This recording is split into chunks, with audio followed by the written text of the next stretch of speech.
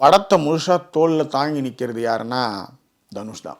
முதல் படத்தில் ஆக்ஷன் அவதாரம் எடுத்து அது வெற்றிமாறன் கிட்ட எல்லாருமே இன்ஸ்பிரேஷன்லேருந்து தான் வந்தவங்க. அவங்க அண்ணன் செல்வராகவன் புதுப்பேட்டை, வெற்றிமாறனுடைய அசுரன், எல்லாத்தோட ஒரு பெரிய இடத்துல கை வச்சிருக்காரு தலைவர். அது என்னன்னா பாஷா.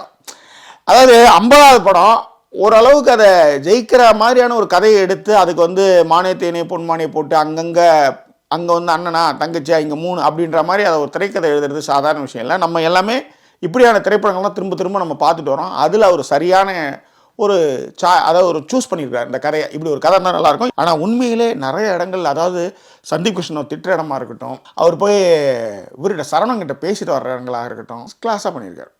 எஸ்ஜே சூர்யா கிட்ட உட்காந்து அது பேசுகிற ஒரு விஷயம் இருக்குல்ல, அதாவது நான் தான் அப்படின்னு சொல்லாமல் அதை குறிப்பால் உணர்த்துறதுன்றது இருக்குல்லையே, அந்த வசனம் ரொம்ப நல்லா இருக்குது. நீங்கள் அதை பார்த்துட்டு என்ஜாய் பண்ணுவீங்க. அதனால தான் நான் அதை மென்ஷன் பண்ணல.